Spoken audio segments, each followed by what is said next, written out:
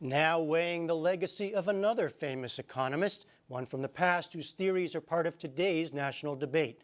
NewsHour economics correspondent Paul Salman has the wrap on the man behind the idea of government intervention in the economy. It's part of his continuing reporting, Making Sense of Financial News.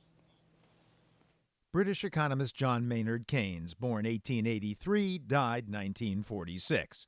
He was an economic revolutionary in the 1930s, an icon of orthodoxy by 1965, pretty much passé as of 1980 and the advent of Ronald Reagan.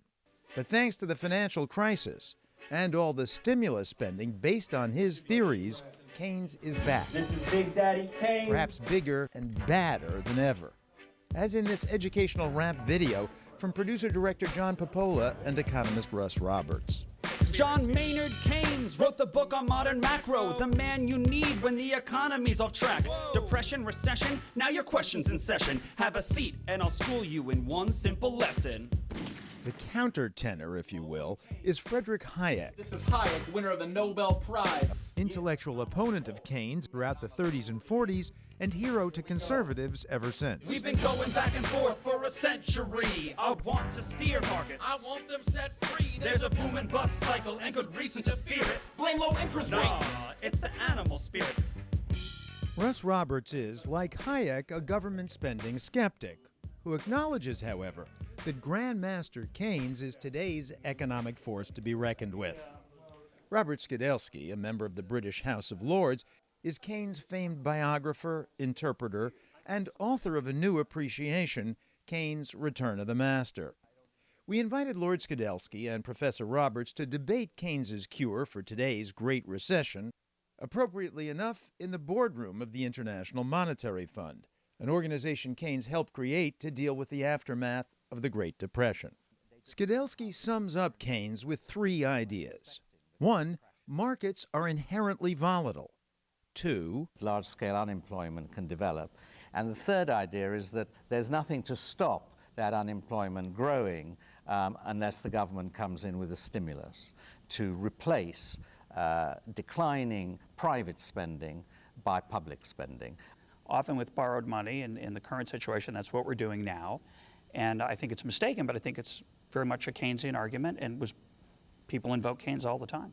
And so the essence of Keynes in that sense is economy, because of uncertainty, has the propensity to occasionally contract and maybe stay contracted. Yep. With too many people unemployed. Therefore, whenever that happens, we've got to, as a government, spend the money to get the economy back up and moving. Absolutely, and you don't wait until you've reached this low point before starting spending. You intervene in the downward slide by injecting extra aggregate demand into the economy. Aggregate demand means just more spending from everyone. Yes, total spending. I had a real plan, any fool can understand. The advice real simple, boost aggregate demand. What's not to like about stimulating an economy when millions of people, 15 million at the moment at the very least, are out of work?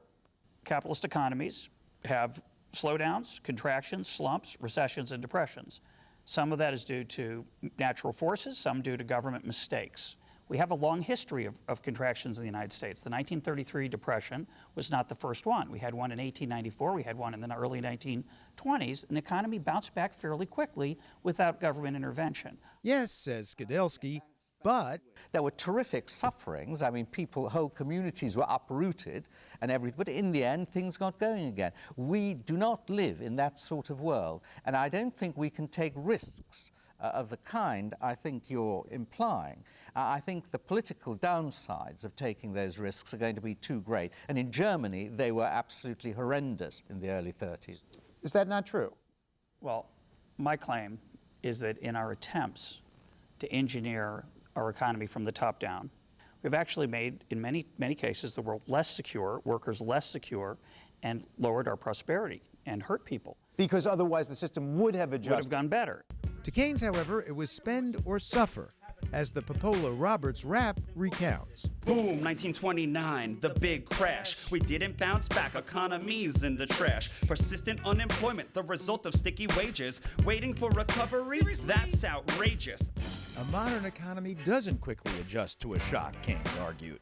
Prices don't simply plummet until consumers will buy again. People are loath to sell their homes at steep discounts. Workers unwilling to take deep pay cuts. That's why prices and wages are called sticky. Government has to protect the economy from itself, Keynes thought. But Roberts thinks markets, unprotected, do a better job. What markets do is they punish you if you systematically make the same mistakes over and over again. When you destroy the punishment system that markets naturally perform, you're going to see more myopia, more hubris, more overconfidence. Yeah, but look, it's interesting the word you. They punish you. If it was just that you made a mistake and the markets punished you because you were out of a job, that's fine. But they actually punish millions of people for the mistakes of quite a few people. And no government, no democratic government is going to allow that degree of punishment. And unemployment for long periods of time. And the bankruptcy of lots of companies who are not making mistakes. They're just affected by the people who have made the mistakes. So then, Lord Skidelsky, what do you think Keynes would actually have us doing now? I think he might have wanted a bigger stimulus, actually, because the stimulus hasn't actually brought about a recovery. It's stopped the slide. But what would he have said to the comment, look, in the long run, it will all turn around and be okay? He would have said in the long run, we're all dead. I don't think he believed that economies would remain depressed forever. He thought they would recover, but that they wouldn't recover fully to a full employment position once they'd been severely shocked without a continuous stimulus for a long period. And I think that's the prospect we face today, actually, incomplete recovery. And do you not worry about that? Well, unfortunately, what Keynes has done is he has given solace to politicians who want to spend money wastefully on special interests rather than on things that would help us.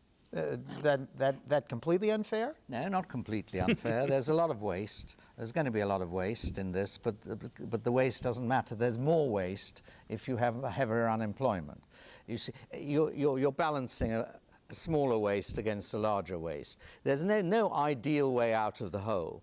This right now, not 6 months ago, not 2 years ago, but right now is a problem of anxiety, wariness about the future. The question is, how do you create people's confidence going forward? And thus the question becomes one that Keynes posed 70-plus years ago. Amidst the irrational ups and downs, how do you nurture the real impetus of economic growth? Confidence, optimism, animal spirits. There's a boom and bust cycle and good reason to fear it. Blame low interest rates. Nah, it's the animal spirits. Because as a memorable NewsHour voice reads Keynes' memorable words, if the animal spirits are dimmed and the spontaneous optimism falters, enterprise will fade and die. but, says Roberts, you have to face the possibility that the stimulus package, which has increased our federal deficit this year to maybe $1.5 trillion, is actually discouraging confidence. Your so-called stimulus will make things worse. Just more of the same, more incentives perverse. And that credit crunch ain't a liquidity trap, just a broke banking system. I'm done, that's a wrap. We're doing a lot of things that are bad public policy that I, as an economist, believe are going to hurt our chances for growth in the future. But Robert Skidelsky thinks Keynes' theory of spending does stimulate confidence, making him again the man of the hour, and therefore aptly rhapsodizing here one last time. My general theories made quite an impression. I transformed the econ profession. You know me, modesty, still I'm taking a bow. So say it loud and say it proud, we're all Keynesians now.